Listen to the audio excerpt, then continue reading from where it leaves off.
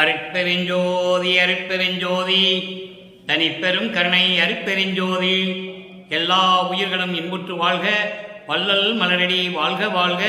கொல்லா விரதம் குவளை எல்லாம் ஓங்குக, நல்லோர் நினைத்த நலம் பெறுக, நன்றி நினைத்த எல்லோரும் வாழ்க இசைந்து. உலக மக்களே, அறிவார்ந்த அன்பர்களே, ஆண்மநேய ஒருமைப்பாடுடைய அன்பர்களே, வல்லப்பமான நமக்கு அள்ளிய திருவிற்பாவில் 3ஆம் திருமுறையில் 3ஆம் பாகத்திலே இரங்கல் மாலை என்ற பதிகத்திலே இருக்கின்ற பாடலுடைய விளக்கங்களை பார்த்து கொண்டிருக்கிறோம். இரங்கல் மாலை மொத்தம் 31 பாடல்களை கொண்டது. இதுவரையில் 15 பாடலுடைய விளக்கங்களை பார்த்திருக்கிறோம். அந்த 15 பாடலுடைய விளக்கத்தினுடைய முன் சுருக்கம், அதாவது வல்லற்பெருமானவர்கள் சமயங்களும் மதங்களும் மார்க்கங்களும் சார்ந்த சூழ்நிலையில் ஒரு தாயின் வழியாக இந்த மண்ணுலக்கை வருவிக்க உற்று, அதன் பிறகு இறைவன் வந்து 9வது ஆண்டிலே ஆட்கொண்டு மறைப்பை நீக்கிய பிறகு தான் யார் என்ற நிலை வல்லற்பெருமானுக்கு தெரிந்து விடுகிறது. அப்போ இறைவன் யார் என்ற நிலை அவருக்கும் தெரிகிறது. சமயங்களும் மதங்களும் மார்க்கங்களும் சூழ்ந்திருந்த காலகட்டங்களில் இருந்த சிவபெருமான் அவன்தான் இறைவன் என்ற நிலை அவருக்கு தெரிந்த பிறகு திருவெற்றியூரிலே இறைவனை பார்ப்பதற்காக செல்லுகிறார். திருவிழா வீதி வரும்போது, அதாவது பவனி வரும்போது இறைவனை எப்படி பார்த்துவிட வேண்டும் என்று திருவெற்றியூர் தெருவிலே நின்று கொண்டிருக்கிறார். இறைவன் காட்சி கொடுத்து மறைந்து விடுகிறார். மறுபடியும் திருவெற்றியூருக்கே சென்று தெருவிலே நின்று கொண்டிருக்கும் போது மகனை பார்த்துவிட்டு சிவபெருமான் தலைதெறிக்க ஓடுகிறார். திரும்பி பார்க்காமல் ஓடுகிறார். இவரும் பின்னாலே ஓடுகிறார். அவர் ஓட்டத்தை பிடிக்க முடியவில்லை. இப்படிப்பட்ட சூழ்நிலை காலகட்டங்களில் இருக்கும்போது நாரையையும் கிளிகளையும் தூது அனுப்புகிறார். தன்னுடைய மனக்குமுறலை இறைவனிடம் சொல்லுவதற்காக தூது அனுப்புகிறார். அதனால் எந்த பயனும் கிடைக்கவில்லை. அதன் பிறகு எப்படியெல்லாம் இறைவனை பார்க்க வேண்டும் என்று நினைக்கிறாரோ அதெல்லாம் முடியவில்லை. அதன் பிறகு தன் தோழியிடம் சொல்லுவது போல தன்னை தலைவியாகவும் இறைவனை தலைவனாகவும் உருவகம் செய்து கற்பனை செய்து தோழியிடம் சொல்லுவது போல உலக மக்களுக்கு சொல்லுகிறார். அதான் பாடல்களுடைய மைய கருத்து. அதுதான் உலக மக்களுக்கு எப்படி தெரிவிக்கிறார். இறைவன் 9வது ஆண்டிலே ஆட்கொண்ட பிறகு இறைவனை பார்க்க முடியாமல் எப்படி தவிக்கிறார் என்பதை உலக மக்களுக்கு தெரிவிக்கிறார். அதான் விஷயம். அந்த நிலையில் இருக்கும்போது இறைவனை பார்க்க முடியவில்லை. தன்னை தோழியாக, உள்ளத்தை தோழியாக வர்ணனை செய்து இறைவனை எப்படியெல்லாம் உருவகப்படுத்தி சொல்லுகிறார் என்பதை பார்த்து கொண்டிருக்கிறோம். அந்த வகையில் இன்று நாம் பார்க்க வேண்டிய பாடல் 3ஆம் திருமுறை 3வது பதிகம் இரங்கல் மாலை 16வது பாடல். அற்புதமான பாடல். இந்த பாடலுடைய பதவுரை தெளிவுரை பார்த்த பிறகு இந்த பாடலுக்கு ஏற்ற நிலைகளின்படி சமயங்களும் மதங்களும் மார்க்கங்களும் சாராத நிலையில் சுத்த சன்மார்க்கம் பெற்ற பிறகு எப்படி அவருடைய நிலையை உலக மக்களுக்கு தெரியப்படுத்துகிறார் என்பதை பார்த்து கொண்டிருக்கிறோம். நன்றாக கவனியுங்கள். அப்பதான் உங்களுக்கு புரியும் இந்த பாடலுடைய கருத்து, முடிவான முடிவு 6ஆம் திருமுறையில் எப்படி இருக்கிறது. அப்பதான் உங்களுக்கு புரியும். அதனால நல்ல கவனமா நீங்க கேட்கணும். நெய்தல் பனி சூழ் ஒற்றியனார், நெய்தல் பனி சூழ் ஒற்றியனார் நிறுத்தம் பயில்வார், மால் அயனும் எய்தருக்கு அறியார், மாலையிட்டார் எனக்கு என்றுரைக்கும் பெருமை அல்லால், மாலையிட்டார் எனக்கு என்று உரைக்கும் பெருமை அல்லால், உய்தற்கு அடியேன் உய்தற்கு மனையின் கண் ஒரு நாளேனும் உற்றறியார், கொய்தற்கு அரிதாம் கொடியே. தோழியை உருவகப்படுத்துகிறார்.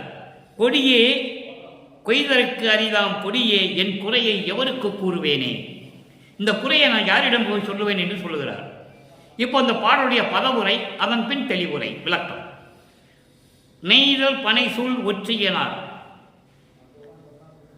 நெய்தல் அதாவது வயலும் வயல் சார்ந்த இடங்கள். நெய்தல் வயலும் வயல் சார்ந்த இடங்களும் வயல்களும் பண்ணைகளும் சூழ்ந்திருக்கும் திருவொற்றியூரில் இருக்கின்ற இறைவன். நிறுத்தம் பயில்வார், கூத்தாடுகின்ற இறைவன், அருள் கூத்தாடுகின்ற, அருள் நடனம் ஆடுகின்ற இறைவன். அதான் நிறுத்தம் பயில்வார் என்று சொல்லுகிறார். அருள் நடனம் செய்து கொண்டு அருள் கூத்தாடுகின்ற இறைவன். மாலும் அயனும் எய்தருக்கு அறியார். திருமாலும் பிரம்மனும் காண முடியாத இறைவன். திருமாலும் பிரம்மனும் இறைவனை பார்க்க வேண்டும் நினைக்கிறார்கள், ஆனால் பார்க்கவில்லை. இதன் விளக்கம் நாம் நிறைய பார்த்திருக்கிறோம். பூத்திடும் அவனும் காத்திடும் அவனும் புல் விலங்கு உருக்கோடு நேடி ஏத்திடும் முடியும் கூத்திடு மடியும் இன்னும் காண்கிறேன் என்று சொல்வார். நெடுமாலும் பன்றியென நெடுநாள் நேடியும் கண்டறியாத பாதங்கள் என்று சொல்லுவார். மாலும் அயனும் துருவி நிற்க எனக்கே அடிமுடிகள் காட்டி வைத்து அடிமை கண்ட பதியை என்று சொல்வார். இந்த விளக்கெல்லாம் நம்ம ஏற்கனவே கொடுத்துருக்கோம், அதனால் அது ரொம்ப விரிவாக சொல்லணும்னு அவசியம் இல்லை. திருமாலும், அதாவது பிரம்மனும் திருமாலும் இறைவனை பார்க்க முடியவில்லை, அவர்கள் காண முடியாத இறைவன். அப்படிப்பட்ட இறைவன் திருவொற்றியூரில் இருக்கிறார். அந்த இறைவன் எனக்கு மாலையிட்டார். மாலையிட்டார் என்பது தன்னை பெண்ணாக உருவகப்படுத்தியதனால் மாலையிட்டார் என்று சொல்லுகிறார். என்னை ஆட்கொண்டார், என்னை ஆட்கொண்டார் இறைவன். அது ஒண்ணுதான் பெருமையை தவிர, என்னை ஆட்கொண்டாரை தவிர எனக்கு எந்த அருளையும் கொடுக்கவில்லை. நான் மேன்மை அடைய வேண்டும், மேம்பட வேண்டும் என்ற நிலை கூட, ஒரு நல்ல நிலையை அடைய வேண்டும் என்று கூட அவர் என்னை வீட்டிற்கு வந்து கூட பார்க்கவில்லை. மனையின் கண் என் வீட்டிற்கு வந்து ஒரு நாளேனும் உற்றறியார். ஒரு நாளாவது என் வீட்டிற்கு வந்து என்னை அணைத்துக் கொள்ளவில்லை, என்னோடு சந்தோஷமாக பேசவில்லை. ஆட்கொண்டானை தவிர எந்த அருளையும் அவன் கொடுக்கவில்லை. தெளிவா சொல்றார். தோழியிடம் சொல்வதனால், ஒரு பெண்ணிடம் சொல்வதனால் மாலையிட்டார் என்று சொல்லுகிறார். உலக மக்களுக்கு தெரியப்படுத்துவது என்னவென்றால், திருவொற்றியூரில் இருக்கின்ற இறைவன், வயலும் வயல் சார்ந்த இடங்களும் அழகான சூழ்நிலையில் இருக்கின்ற திருவொற்றியூரில் இருக்கின்ற இறைவன், கூத்தாடுகின்ற இறைவன், அருள் நடனமாடுகின்ற இறைவன், திருமாலும் பிரம்மனும் பார்க்க முடியாத இறைவன் என்னை வந்து ஆட்கொண்டாரை தவிர, அதுதான் எனக்கு பெருமையை தவிர எந்த அருளையும் இறைவன் எனக்கு கொடுக்கவில்லை. இந்த நிகழ்ச்சியை சொல்லும்போது வல்லப்பமன் அவர்கள் 3வது எட்டில் இருந்து கொண்டிருக்கிறார். அப்பதான் இந்த 3ஆம் திருமுறை உருவாகுது. 3ஆம் எட்டு என்பது 3 24. ஒவ்வொரு எட்டுகளாக பிரித்து 51 வருடங்களை 8 எட்டுகளாக பிரித்து இறைவன் அருளை கொடுக்கிறார். அது பின்னால் அந்த விலக பார்க்க போறோம், ரொம்ப அற்புதமா இருக்கும். அப்போ இந்த 24 இந்த மண்ணுலைக்கு வருவிக்க உற்று. ஏன்னால் வளர்ப்பமானி சொல்லும்போது வயது சொல்லக்கூடாது, அவருக்கு வயது இல்லை, ஒவ்வொரு யுகத்திலும் இருந்து கொண்டிருப்பவர். அதனால் வருவிக்க உற்ற ஆண்டிலிருந்து 24 ஆண்டுகள் வரையிலும் நடந்த நிகழ்ச்சிகளை வளர்ப்பமான் கூறுகிறார். எப்படியெல்லாம் இறைவனை பார்க்க சென்றார், இறைவன் தன்னை ஆட்கொண்ட பிறகு இறைவன் தனக்கு அருளை கொடுக்கவில்லை என்று உலக மக்களுக்கு தெரியப்படுத்துகிறார். இப்ப இதனுடைய விளக்கம் பாருங்க. இப்ப பதவுரை பார்த்துட்டோம், விளக்கம் பாருங்க. அதாவது வயல்களும் கடல்களும் சூழ்ந்த, வயல்களும் கடல்களும் சூழ்ந்த அழகான திருவொற்றியூரில் இருக்கின்ற இறைவன், அருள் நடனமாடுகின்ற இறைவன். அப்படிப்பட்ட இறைவனை திருமாலும் பிரம்மன் கூட பார்க்க முடியவில்லை. நான் இறைவனை பார்த்தேன், என்னை ஆட்கொண்டார், மாலையிட்டாரை தவிர, அதான் ஆட்கொண்டாரை தவிர எனக்கு வேற எந்த அருளையும் கொடுக்கவில்லை. தோழியிடம் சொல்லுவது போல, உள்ளத்திடம் சொல்லுவது போல உலக மக்களுக்கு சொல்லுகிறார். இதை நீங்கள் புரிந்து கொள்ள வேண்டும். பெருமை அல்லாதை தவிர எனக்கு எந்த விதமான அருளையும் கொடுக்கவில்லை. ஆட்கொண்டான் என்ற ஒரு பெருமைதான் எனக்கு இருந்தது, எந்த அருளையும் கொடுக்கவில்லை. நான் மேம்பட வேண்டும் என்ற நிலையை கூட அவர் தெரிந்ததில்லை. அப்படிப்பட்ட சூழ்நிலையில் என் வீட்டிற்கு வந்து என்னை கட்டி அணைத்து நல்ல விதமாக இன்பமாக கூட பேசவில்லை. மனையின் கண் ஒரு நாளேனும் உற்றறியார். அப்போ அந்த நிலையில் இருக்கும்போது நான் என்ன செய்வேன் தோழியே, என்ன செய்வேன் தோழியே, இந்த குறையை நான் யாருக்கு போய் சொல்லுவேன் என்று சொல்லி இந்த பாடலை அருளியிருக்கிறார்கள். எனவே அன்பர்களே, இந்த பாடலை அருளும் போது உலக மக்களுக்கு என்ன தெரிவிக்கிறார் என்பதை நீங்கள் தெளிவாக புரிந்து கொண்டீர்கள். சமயங்களிலும் மதங்களிலும் மார்க்கங்களிலும் சூழ்ந்திருந்த காலகட்டத்தில் சிவபெருமான் என்ற இறைவனை நான் இறைவன் என்று நினைத்த போது அவரை பார்க்க வேண்டும், எப்படியாவது அவரை அடைய வேண்டும் என்று நான் சென்று கொண்டிருந்த போது திருமாலும் பிரம்மனும் பார்க்க முடியாத இறைவன், கூத்தாடுகின்ற இறைவன், அப்படிப்பட்ட இறைவன் என்னை ஆட்கொண்டானே தவிர எந்த அருளையும் கொடுக்கவில்லை. தெளிவாக சொல்லுகிறார், உலக மக்களுக்கு தெரியப்படுத்துகிறார் அவருடைய நிலையை. வருவிக்க உற்றதிலிருந்து இறைவன் எனக்கு எந்த அருளையும் கொடுக்கவில்லை, என் வீட்டிற்கும் வரவில்லை, வீட்டிற்கு வந்து என்னை அழைத்து மகிழும்படி பேசவும் இல்லை.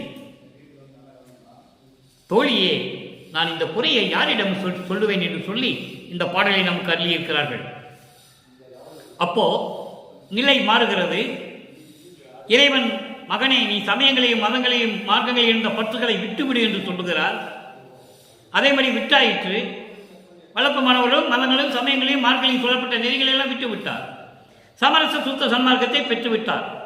தந்தையிடம் பெற்றுக்கொண்டார். இது 5வது எட்டில் நடக்கிறது. நல்லா புரிஞ்சுக்கணும். ஐயட்ட 40.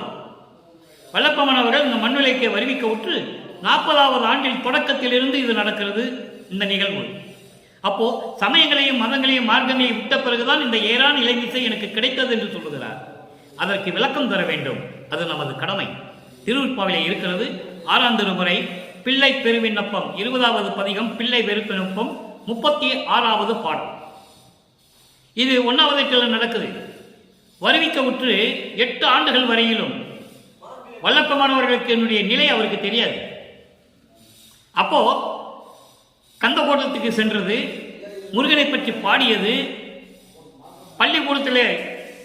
பள்ளிக்கூடத்தில் கொண்டு போய் சேர்த்தது, அங்கே நடந்த நிகழ்ச்சிகள் எல்லாம் இங்கே கூறுகிறார். நல்லா கவனிக்கணும். நீங்க அதை விட்டுட்டு போயிருக்கலாம். இதை ஏன் சொல்லணும்னு சொல்லாம விட்டுருக்கலாம். இறைவன் சொல்லாம விட்டுருக்கலாம். ஆனால் உலக மக்களுக்கு தெரிய வேண்டும், உலக மக்களுக்கு தெரியப்படுத்த வேண்டும். அதனால் இந்த பாடலை கூறி நமக்கு அருளி இருக்கிறார்கள். பாருங்க.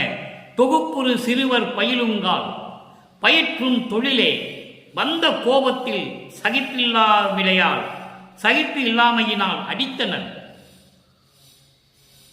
சகிப்பில்லாமையால் அடித்தனர். அடித்த தருணம் நான் கலங்கிய கலக்கம் வகுப்புற எனது திருவுளம் அறியும். மற்றும் சில உயிர்களில் கோபம் மிக புகுந்து அடித்து பட்ட பாடலாம் மெய்யா நீ அறிந்ததே அன்றோ.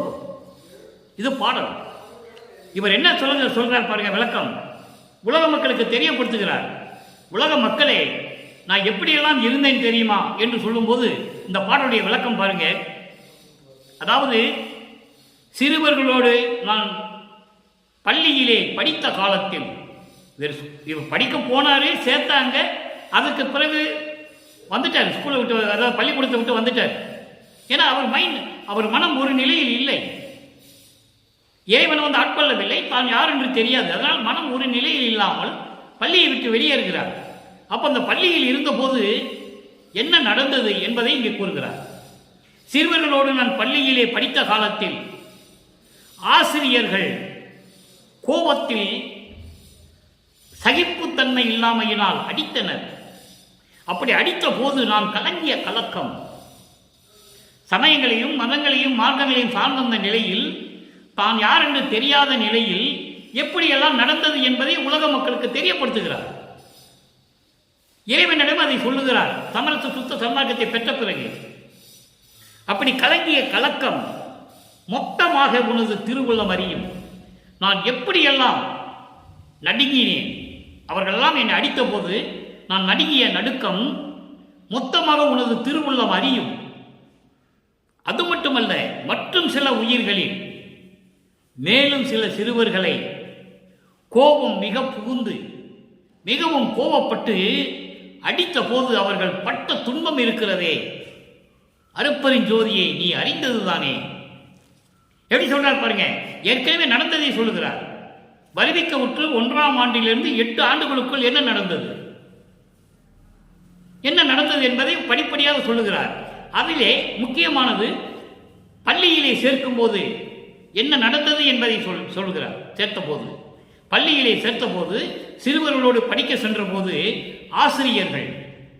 ஆசிரியர்கள் வந்த கோபத்தில் சகிப்புத்தன்மையினால், சகிப்பு இல்லாமல், சகிப்பு தன்மை இன்மையினால் என்று சொல்லுகிறார். சகிப்பு இல்லாமையினால், சகிப்புத்தன்மை இல்லாமையினால் அடித்தனர். அப்படி அடித்த போது நான் கலங்கிய கலக்கம் மொத்தமாக உனது திருவுள்ளம் அறியும். ஒன்று கூட விடாமல் உனக்கு எல்லாமே தெரியும். இருந்தாலும் மேலும் சில சிறுவர்களை கோபம் மிகவும் கோபப்பட்டு அடித்த போது அவர்கள் பட்ட துன்பமெல்லாம் அருப்பெருஞ்சோதியே நீ அறிந்தது தானே. ஓகே, அடுத்து பாருங்க. அடுத்த ஒரு நிலை. இப்போ மாலும் ஐயனும் எய்தருக்கு அறியார் என்பதை நம்ம ஏற்கனவே விளக்கம் கொடுத்து விட்டோம். திருமாலும் பிரமனும் காண முடியாத இறைவன், அப்படிப்பட்ட இறைவனே என்று சொல்லுகிறார். அதன் பிறகு ஒரு நிலை பாருங்க. அதாவது என்னை மாலையிட்டான் என்ற பெருமையை தவிர, என்னை ஆட்கொண்டான் என்ற பெருமையை தவிர வேற எந்த பிரயோஜனமும் எந்த பயனும் இல்லை, எந்த பலனும் இல்லை, எந்த அருளையும் இறைவன் கொடுக்கவில்லை. என் வீட்டிற்கு ஒரு நாள் கூட வந்ததில்லை, என் வீட்டிற்கு ஒரு நாள் கூட வந்து என்னை அணைத்துக் கொண்டதில்லை என்று சொல்கிறார். அந்த நிலைக்கு 6ஆம் திருமுறையிலே விளக்கம் பார்க்க போகிறோம். படிப்படியாக நல்ல கவனிய. 25 அனுபோக நிலையம் 6வது பாடல். 3ஆம் திருமுறையில் இருக்கிற 16வது பாடலுக்கு அனுபோக நிலையத்திலே 6வது பாடல். அங்கே திருவொற்றிலே இருக்கின்ற இறைவன் என்று சொல்லுவார். இங்க என்ன சொல்றார் பாருங்க. துன்பமெல்லாம் தவிர்க்கும் திருச்சிற்றம்பலத்தே, துன்பமெல்லாம் தவிர்க்கும் திருச்சிற்றம்பலத்தே, ஜோதியில் ஜோதியே. துன்பமெல்லாம் தவிர்க்கக்கூடிய சத்தியஞான சபையில் இருக்கின்ற அருட்பெருஞ்சோதியே, ஜோதியில் ஜோதியே, அழியா இன்பமெல்லாம் அளிக்கும் இறைவனே. அழியா இன்பம், அதாவது பேரின்ப நிலை, பேரின்பத்தை கொடுக்கக்கூடிய இறைவனே, அருட்பெருஞ்சோதியே, என்னை ஈன்ற நல் தந்தையே தாயே. இதங்க முக்கியமான வரி. அவருடைய மகன் அருட்பெருஞ்சோதி, அவருடைய மகன் வல்லற்பமானவர்கள். அருட்பெருஞ்சோதி தன் மகனுக்கிட்ட பெயர் செல்வப்பிள்ளை. யாரும் மறுக்க முடியாது. திருவெட்பாவிலே அத்தனை உண்மைகளும் இருக்கிறது. ஏன்னா என்னை ஈன்றதால் தந்தையே தாயே என்று சொல்லுகிறார். இதையே வழக்கமான ஒரு பாடலிலே சொல்லுவார். அந்த பாடலை அடிக்கடி சொல்லுவதுண்டு.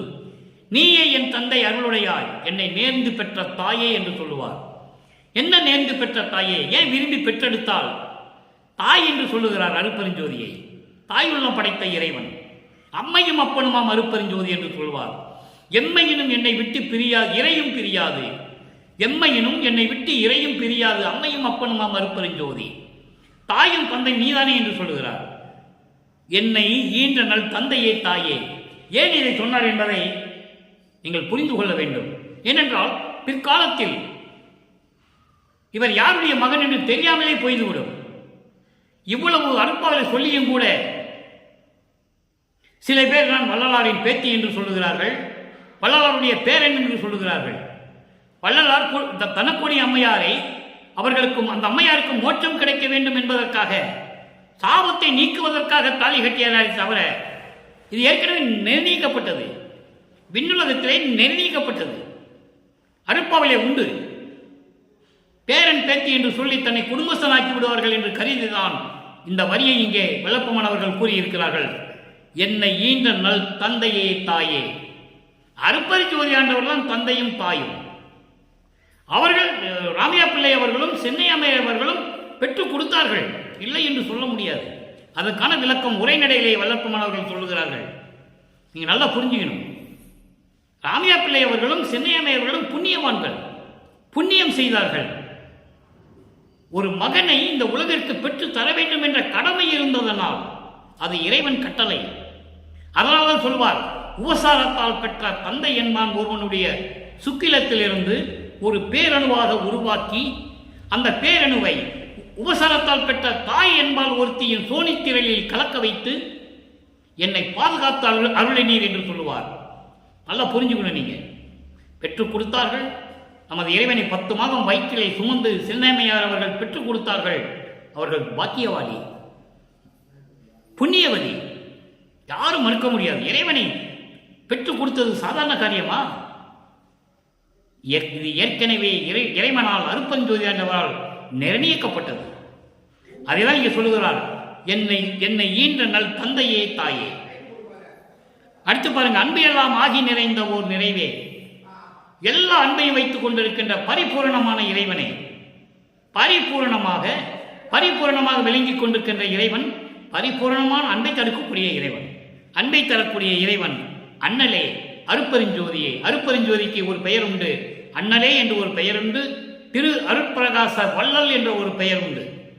அதனால்தான் திருப்பிரகாச வள்ளலார் என்ற பெயர் நமது வல்லற்பெருமானுக்கு இறைவனுக்கு நிலைத்து நின்றது.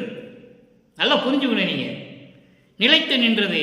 இனி பிரிவு ஆற்றேன், பொன்பதம் தருதற்கு இது தகு தருணம். பொன்பதம் என்பது பேரின்ப நிலை அல்லது சிவ அனுபவ நிலை என்று கூட சொல்லலாம். அதான் முடிவான நிலை, பேரின்ப நிலை, சிவ அனுபவ நிலை. அந்த நிலையை தரக்கூடியதற்கு இதுதான் நல்ல நேரம்.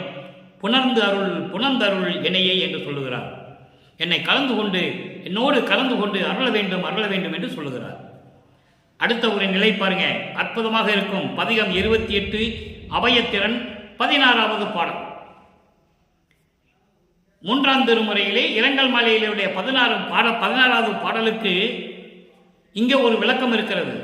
காரணம், சமயங்களிலும் மதங்களிலும் மார்க்கங்களிலும் சூழ்ந்த நிலையில் எப்படி இருந்தார், எப்படி துன்பப்பட்டார், சமரச சுத்த சன்மார்க்கத்தை பெற்ற பிறகு அவருடைய நிலை என்ன என்பதை உலக மக்களுக்கு தெரியப்படுத்த வேண்டும் என்பதற்காகத்தான் இந்த பாடலை நமக்கு நமது இறைவன் அருளி இருக்கிறார்கள். நல்லா பாருங்க. காட்டிலே திரியும் விலங்கினில் கடையேன். நான் அப்படிதான் இருந்தேன். சமயங்களிலும் மதங்களிலும் மார்க்கங்களில் சார்ந்த நிலையில் நீ என்னை ஆட்கொண்டாயே தவிர அருளை கொடுக்காத நிலையில், சமரச சுத்த சன்மார்க்க தெரியாத நிலையில் நான் காட்டிலே உலாவுகின்ற விலங்குகளை, கொடிய விலங்குகளை போன்றவன். கை வழக்கத்தினால் ஒடிந்த ஓட்டிலே பொய் சொல்லிக் கொண்டு திரிந்ததனால் உடைந்து போன மண் சட்டி போன்று, மண் ஓடு போன்று எந்த விதமான பயனும் இல்லாமல் நான் திரிந்து கொண்டிருந்தேன். என்றாலும் ஆசை விட்டறியேன். மண்ணாசை, பெண்ணாசை, பொன்னாசை கொண்டுதானே நான் திரிந்து கொண்டிருந்தேன். அப்போ சமயங்களையும் மதங்களையும் மார்க்கங்களையும் சார்ந்திருந்த போது உடைந்த போன மண் சட்டி போன்று இருந்தாலும் கூட ஆசையை நான் விடவில்லை. ஏன்னால் அப்போ எனக்கு சுத்த சன்மார்க்கம் தெரியாது என்று சொல்லுகிறார். அது மட்டுமல்ல, உளுத்தனேன் என்பது வீணா போனவன் நான். சமயங்களையும் மதங்களையும் மார்க்கங்களையும் பின்பற்றிக் கொண்டு வீணாக போய்விட்டேன், வீணாக பொழுதை கழித்துக் கொண்டிருந்தேன் என்று சொல்லுவார். வீணானவன் ஒரு சிறு துரும்பும் ஏட்டிலே கணக்கிட கொடியே. ஒரு சின்ன விஷயம் கூட ஒரு ஏட்டிலே, ஒரு புத்தகத்திலே எழுதக்கூடிய ஒரு மனம் கொண்டவன். அப்படின்னு என்ன அர்த்தம்? மறைப்பு, நினைவில்லாமல் மறைப்பு வந்து விடுமே என்று சொல்லி எழுதி வைத்துக் கொள்ளுவேன். நான் நினைத்ததை கூட மறந்து விடுவேன் என்று சொல்லுகிறார். எச்சிலும் உமிழ்ந்திடேன். எச்சியை கூட கீழே துப்ப மாட்டேன். வீணா போகுமே எச்சில்லைன்னு சொல்லி கீழே துப்ப மாட்டேன். இப்படியெல்லாம் இருந்த நரக நாட்டினிலே பெரியன். நரக நாட்டினிலே என்பது தீமைகள் செய்வதில், வன் செயல்களில் செய்வது பெரிய கொடியவன் நான். எனினும் நான் சமயங்களையும் மதங்களையும் மார்க்கங்களையும் சார்த்திருந்தாலும் கூட, இப்படியெல்லாம் நான் இருந்தாலும் கூட உன்னை தானே நம்பினேன். அப்போ கூட உன்னை பார்க்க வேண்டும் என்று தானே திருவொற்றியூர்களாம் வந்து அலைந்து கொண்டிருந்தேன். அப்பவும் உன்னை தானே நம்பினேன், இப்பவும் உன்னை தானே நம்பிக்கொண்டிருக்கிறேன். உன்னையே நம்பினேன், கைவிடல் இணையே என்று சொல்லி இந்த பாடலை நமக்கு அருளி இருக்கிறார்கள். அடுத்து ஒரு பாடல் பாருங்க, அற்புதமான ஒரு பாடல். அதாவது திருவருட்பேறு 31வது பதிகம், திருவருட்பேரில் 6வது பாடல். அங்கே இருக்கிற 16வது பாடலுக்கு இங்கே 6வது பாடல். அங்கே இருக்கிற இறைவனை எப்படி சொன்னாரே? சடைமுடிய உடைய இறைவன், கங்கையை தலையில் சுமந்து கொண்டிருந்த இறைவன், திருவொற்றியூரிலே இருந்த இறைவன், காலை வாகனம் மீது வருகின்ற இறைவன், அப்படிலாம் சொன்னார்ல. இப்ப என்ன சொல்றார் பாருங்க. மின்போல வயங்குகின்ற விரிசடையீர் அடியேன் விளங்கும் உமது இணை அடிகள் மெய் அழுந்த பிடித்தேன். முன்போல ஏமாந்து விடமாட்டேன் கண்டீர், முன்போல் ஏமாந்து விடமாட்டேன் கண்டீர். முனிவரியீர் இனி ஒலிக்க முடியாது, நுமக்கே என்போலே இரக்கம் விட்டு பிடித்தவர் இல்லையே. என் பிடிக்குள் இசைந்தது போல் இசைந்ததில்லை பிறருக்கு. பொன் போலே முயலுகின்ற மெய்த்தவருக்கும் அரிதே. மெய்த்தவனேன் பொய்த்தவனேன் செய்தவம் வான் வையகத்தில் பெரிதே. இது பாடல். இந்த பாடலை கொஞ்சம் மாற்றி படிக்கணும், அப்பதான் இந்த விளக்கம் புரியும் உங்களுக்கு. எப்படி தெரியுமா? மின்போல விளங்குகின்ற விரிசடையீர் அடியேன் முன்போல ஏமாந்து விடமாட்டேன் கண்டேன். அப்படி படிக்கணும். ஏன்னா என்ன சொல்றாருன்னா, விரிந்த சடை உடையவர், மின் போல, மின்னல் போல மின்னுகின்ற ஒளிருகின்ற பின்னிய சடையவுடைய இறைவனே, அடியேன் முன்போல ஏமாந்து விடமாட்டேன். முன்போல என்பது முன்னாலே வருவிக்க உற்று, ஒரு தாயின் வழியாக இந்த மண்ணிலுக்கு முன்னால வருவிக்க உற்று, என்னை ஆட்கொள்ளாத வரையில், நான் யார் என்று தெரியாத நிலையில், சமயங்களையும் மதங்களையும் மார்க்கங்களையும் சார்ந்திருந்த போது என்னை நீ ஆட்கொண்டாயே தவிர எந்த பலனும் நீ கொடுக்கவில்லை. அதுபோல நான் இப்போது ஏமாற மாட்டேன், ஏமாந்து விடமாட்டேன். மின்போல வயங்குகின்ற விரிசடையீர் அடியேன் முன்போல ஏமாந்து விடமாட்டேன் கண்டீர். இப்ப நீ சுத்த சன்மார்க்கத்தை கொடுத்துட்ட, அருப்பறிஞ்சுவதை ஆண்டவரை எனக்கு தெரிஞ்சு போச்சு, என் தந்தைக்கு தெரிஞ்சு போச்சு, நான் உனது மகன், இப்போ ஏமாந்து நான் விடமாட்டேன் உன்னை. விளங்கும் உமது இணை அடிகள், இணை அடிகள்னா திருவடிகள், ரெண்டு திருவடிகள். உமது இணை அடிகள் என்பது உனது 2 திருவடிகள் மெய்யழுந்த பிடித்தேன். மெய்யழுந்த பிடித்தேன் என்பது இயற்கை உண்மை விளக்கத்தோடு விளங்கக்கூடிய, இயற்கை உண்மை விளக்கத்தோடு விளங்கக்கூடிய உனது 2 திருவடிகளை இனிமேல் நான் விடமாட்டேன், கட்டியாக பிடித்துக் கொண்டேன். இனி என்னை விட்டு போகவே முடியாது. முன்போல உன்னை ஏமாற மாட்டேன், முன்போல் நான் ஏமாந்து விட மாட்டேன். நான் கால்களை பிடித்துக் கொண்டேன், திருவடிகளை விடமாட்டேன். முனிவரியே கோபப்படாதீர்கள், என் மீது வெறுப்பு காட்டாதீர்கள், என் மீது கோபப்படாதீர்கள். இனி ஒழிக்க முடியாது. இனிமேல் நீ எதையும் என்கிட்ட மறைக்கவே முடியாது. தெளிவா சொல்ற, இனிமேல் நீ என்னிடம் எதையும் மறைக்க முடியாது. உமக்கும் என் போல இரக்கம் விட்டு பிடித்தவர் இல்லையே. இங்க பாருங்க, இந்த வரி அற்புதமான வரி. உனக்கும் என்னை போல ஜீவகாருண்ய ஒழுக்கத்தை கடைபிடிப்பவர்கள் இந்த உலகில் யாரும் இல்லை, பிரபஞ்சத்தில் யாருமே இல்லை என்று சொல்லுகிறார். ஜீவகாருண்ய ஒழுக்கத்தை இங்க கொண்டு வந்து கொடுக்கிறாரு. இரக்கம் விட்டு என்பது ஜீவகாருண்ய ஒழுக்கம், இரக்கம் விட்டு என்பது ஜீவகாருண்ய ஒழுக்கம். நானும் நீயும் ஜீவகாருண்ய ஒழுக்கத்தில் இருந்து கொண்டிருக்கிறோம். இது வேறு யாராலும் இருக்க முடியாது என்று சொல்லுகிறார். ஏனென்றால் ஒரு பாடலிலே சொல்லுவார், சுத்த சன்மார்க்கத்தை பின்பற்றுபவர்கள் தான், சமரச சுத்த சன்மார்க்கத்தில் இருக்கின்றவர்கள் தான் ஜீவகாருண்ய ஒழுக்கத்தை பின்பற்ற முடியும் என்று சொல்லுகிறார். காரணம், இந்த பிரபஞ்சம் தோன்றிய காலத்திலிருந்து எல்லாருமே பசிக்கு சோறு போட்டிருக்காங்க. மன்னர்கள் போட்டிருக்கிறாங்க, தேவதாசிகள் போட்டிருக்காங்க, எல்லாம் போட்டிருக்காங்க. ஆனால் அவை ஒழுக்கம் இல்லை. அந்த ஒழுக்கம் என்பது சமரச சுத்த சன்மார்க்கம். மதங்களையும் மார்க்கங்களையும் சமயங்களையும் சார்ந்துதான் ஜீவகாருண்யம் பண்ணினார்களே தவிர ஜீவகாருண்ய ஒழுக்கத்தில் யாரும் இல்லை. அது உனக்கும் எனக்கும் மட்டும்தான் இருக்கு. என்ன அற்புதம் சொல்ற பாருங்க, நுமக்கே என் போலே இரக்கம் விட்டு பிடித்தவன் இல்லையே. நீயும் நானும் தானே ஜீவகாருண்ய ஒழுக்கத்தில் அப்படியே திகழ்ந்து கொண்டிருக்கிறோம். நம்ம 2 பேரை தவிர யாருமே அது இல்லை என்று சொல்லுகிறார். அப்போ இந்த பிரபஞ்சத்தில் ஜீவகாருண்ய ஒழுக்கம் ஏற்பட்டதே சமரச சுத்த சன்மார்க்கம் வந்த பிறகு என்பதை உலக மக்களுக்கு தெரியப்படுத்துகிறார் நமது இறையம் வல்லப்பெருமானவர்கள். அடுத்து பாருங்க, என் பிடிக்குள் இசைந்தது போல் இசைந்ததில்லை பிறருக்கே. என் கைப்பிடிக்குள் சிக்கியது போல, எனக்கு சிக்கியது போல, என் கையில் அகப்பட்டது போல இந்த பிரபஞ்சத்தில் யாருக்கும் அகப்படவில்லை. அப்படி என்றால் யாருக்கும் கிடைக்கவில்லை. உன்னாலே ஜீவகாருண்ய ஒழுக்கம் எனக்கு கிடைத்தது, என்னிடம் அகப்பட்டுக் கொண்டது, என் கையை பிடித்துக் கொண்டேன். மற்ற இந்த பிரபஞ்சத்தில் யாருமே ஜீவகாருண்ய ஒழுக்கத்தை பிடித்துக் கொள்ளவில்லை, நழுவ விட்டு விட்டார்கள் என்று சொல்லுகிறார். அடுத்து பாருங்க, பொன் போல முயலுகின்ற மெய்த்தவருக்கும் அறிவே. உயர்ந்த நிலையில் உண்மையாகவே தவம் செய்து கொண்டவர்கள் கூட ஜீவகாருண்ய ஒழுக்கம் என்பது அரிதானது. அவர்கள் கூட ஜீவகாருண்ய ஒழுக்கத்தில் இருக்க முடியாது. காரணம், தவம் இருக்கும் போதே உலக மக்களுக்காகவும் உயிரினங்களுக்காகவும் அவர்கள் தவம் இருப்பதில்லை. தனக்காகவும் தனக்கு என்ன வேண்டும் என்பதற்காகவும் தான் தவம் இருக்கிறார்கள். அப்படி தவம் இருக்கிறவர்களுக்கு கூட ஜீவகாருண்ய ஒழுக்கம் கிடைப்பது மிகவும் அரிதானது என்று சொல்கிறார். அடுத்து பாருங்க, பொய் தவனேன். நான் என்ன அப்படியா தவம் செய்தேன்? இல்லையே.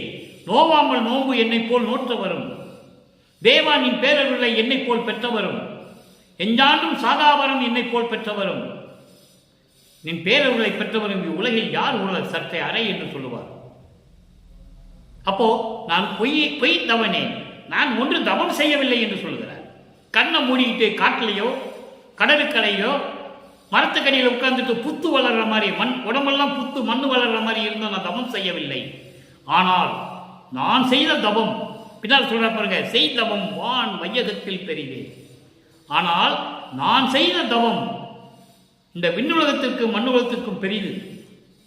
நான் செய்த தவம் யாரும் செய்யவில்லை. அப்போ என்ன தவம் செய்தார்? உயிரின் மேடத்தில் தயவும் கருணையும் காட்டினார், ஜீவகாருண்ய ஒழுக்கத்தை உலக மக்களுக்கு தெரியப்படுத்தினார், பசியை போக்கினார், இதுதான் தவம். இந்த தவம் யாருமே செய்யவில்லை. அதனால்தான் இந்த மண்ணுலகுக்கும் வானுலகுக்கும் நான் உயர்ந்து நிற்கிறேன். நான் செய்த தவம் எல்லாவற்றுக்கும் பெரியது. விண்ணுலகம் மண்ணுலகம் எல்லா உலகங்களுக்கும் பெரியது என்று சொல்லுகிறார். அடுத்து பாருங்க, இறுதியான ஒரு விளக்கம், அற்புதமான விளக்கம். அங்கே இரங்கல் மாலையில் என்ன சொல்றாரு? என்னை மாலையிட்டானை தவிர அதான் எனக்கு பெருமை, வேறு எதுவும் இல்லை. என்னை ஆட்கொண்டாரை தவிர இறைவன் எந்த அருளையும் எனக்கு கொடுக்கவில்லை என்று சொல்லுகிறார். என் வீட்டுக்கு வரவில்லை என்று சொல்லுகிறார். அதே இறைவன் அருப்பஞ்சோதி ஆண்டவர் பிறகு, அருப்பெருஞ்சோதி ஆண்டவராக மாறிய பிறகு, சமயங்களும் மதங்களும் மார்க்கங்களும் இல்லாத சூழ்நிலையில் சமரச சுத்த சன்மார்க்க தலைவனாக இருக்கும்போது அருப்பெருஞ்சோதி ஆண்டவர் வீட்டுக்கு எப்படி வர்றாருன்னு சொல்றாரு பாருங்க. 147வது பதிகம் அனுபவ மாலை, 6ஆம் திருமுறையிலே 147வது பதிகம் அனுபவ மாலை, 16வது பாடல். இரங்கல் மாலையில் இருக்கிற 16வது பாடல் என்ன சொல்றாரு? சமயங்களையும் மதங்களையும் மார்க்கங்களையும் சார்ந்த நிலையில் என்ன சொல்றாரு?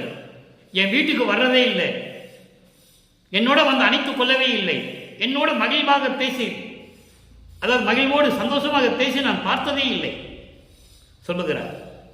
அதே இறைவன் தன் வீட்டிற்கு வந்து எப்படி கொஞ்சி குழாவுகிறார் என்பதை இந்த பாடலிலே பார்க்க போகிறோம். ஒப்பிட்டு பார்த்து கொண்டிருக்கிறோம். அப்பதான் மக்களுக்கு புரியும்.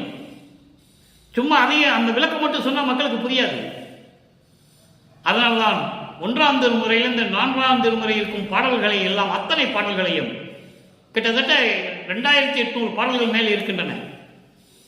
அந்த 2800 பாடல்களுக்கும் 6ஆம் திருமுறையில் இருக்கின்ற கிட்டத்தட்ட 2600 பாடல்களிலே விளக்கம் இருக்கிறது.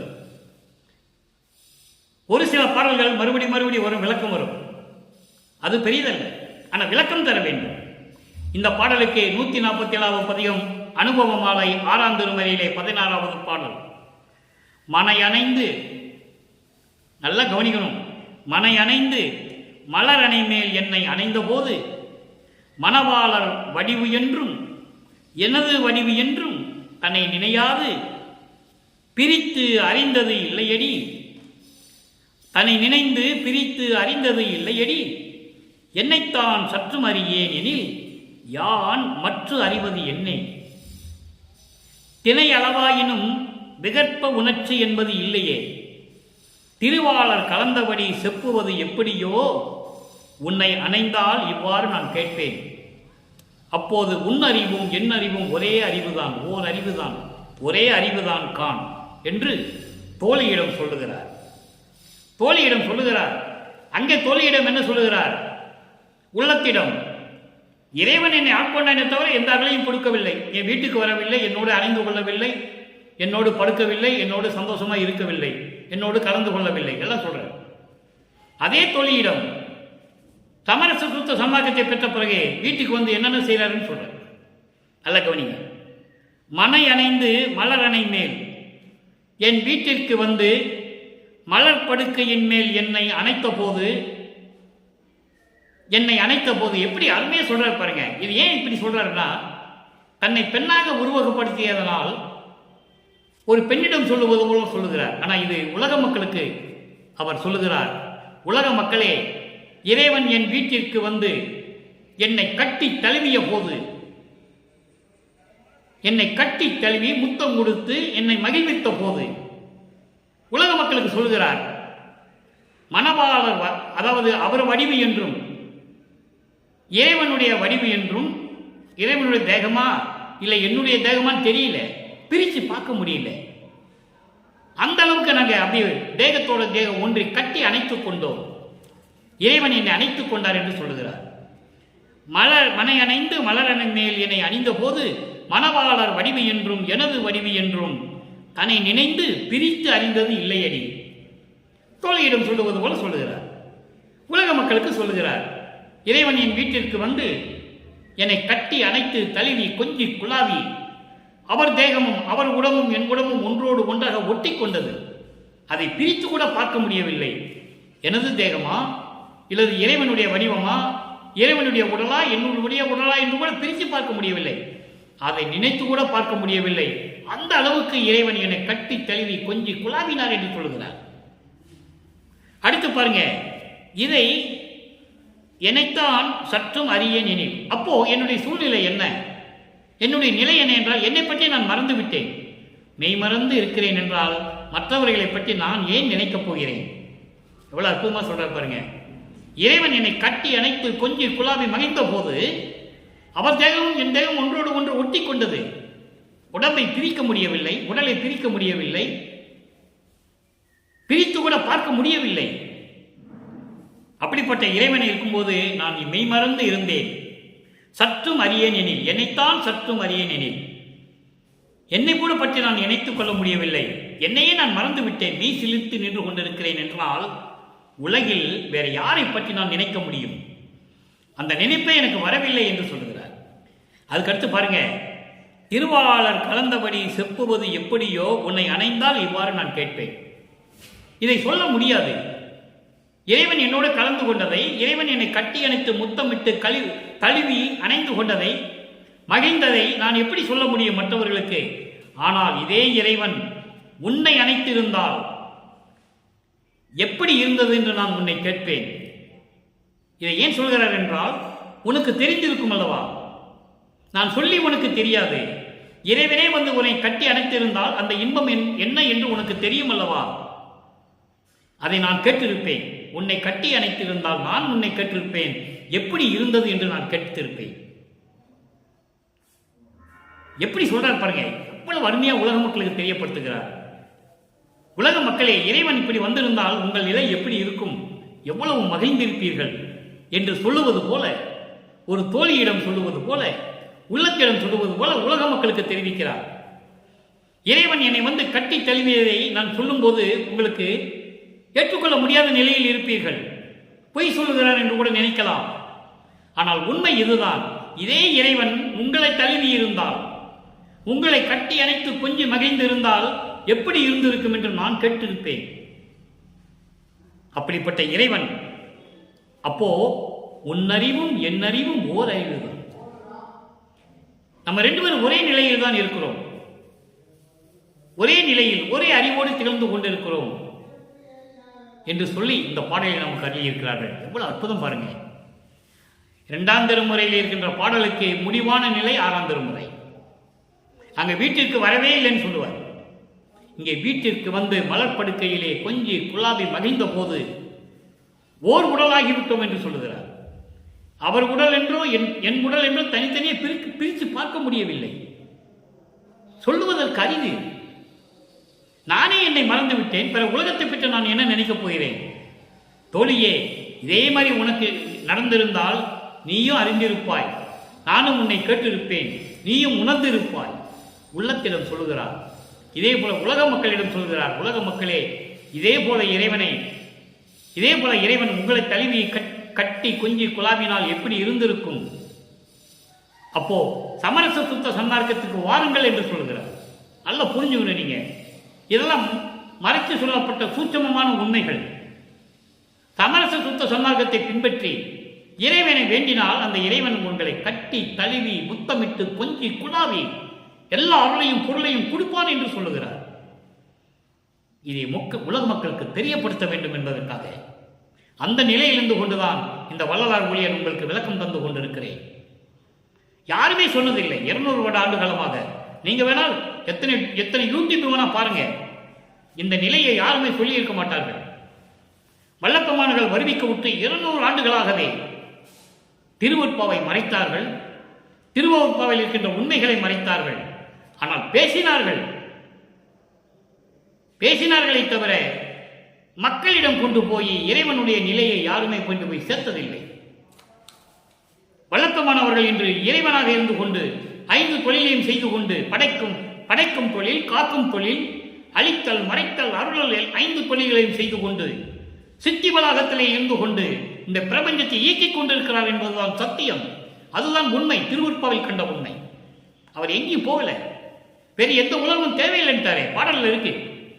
பிரம்மன் திருமால் உலகங்களும் எனக்கு தேவையில்லை, நான் இங்கிருந்து கொண்டே பிரபஞ்சத்தை இயக்குகிறேன், நீ என்னோடு வந்து சேர்ந்து விடு என்று சொன்னதனால்தான் தந்தை மகனோடு இணைகிறார், அருப்பெருஞ்சோதி ஆகிறார்கள் என்பதை இங்கே பதிவு செய்ய கடமைப்பட்டிருக்கிறேன். எனவே அன்பர்களே, என்னுடைய பாடலுடைய விளக்கம் உங்களுக்கு புரிந்திருக்கும் என்று நான் கருதுகிறேன். இதற்கு மேல் விளக்கம் தர முடியாது. இது இறைவன் கொடுத்த விளக்கம். நான் மக்களுக்காக கொடுத்து விட்டேன். அது என் கடமை. எனவே அப்படிப்பட்ட இறைவனை நீங்கள் வணங்கி, தீபத்தை, ஜோதியை வணங்கி, அருட்பெருஞ்சோதி அருட்பெருஞ்சோதி தனிப்பெருங்கருணை என்ற மகாமந்திரத்தை உச்சரித்து சைவ நெறியில் இருந்து கொண்டு அசைவ உணவுகளை உட்கொள்ளாமல், எந்த உயிரையும் பலியிடாமல் சைவ நெறிகளிலே இருந்து கொண்டு இறைவனை வணங்கி, இறைவனுடைய அருளையும் செல்வங்களையெல்லாம் பெற்றுக்கொண்டு வையகத்திலே நீங்கள் மக்களோடும், உறவினர்களோடும், பிள்ளைகளோடும், கட்டிய மனைவியோடும் நீங்கள் மகிழ்வோடு வாழ வேண்டும் என்று இறைவனுடைய தயவாலையும் கருணையாலையும் வாழ்த்தி விடைபெறுகிறேன். நன்றி, வணக்கம். அருட்பெருஞ்சோதி அருட்பெருஞ்சோதி தனிப்பெரும் கருணை அருட்பெருஞ்சோதி. மீண்டும் நாளை சந்திப்போம்.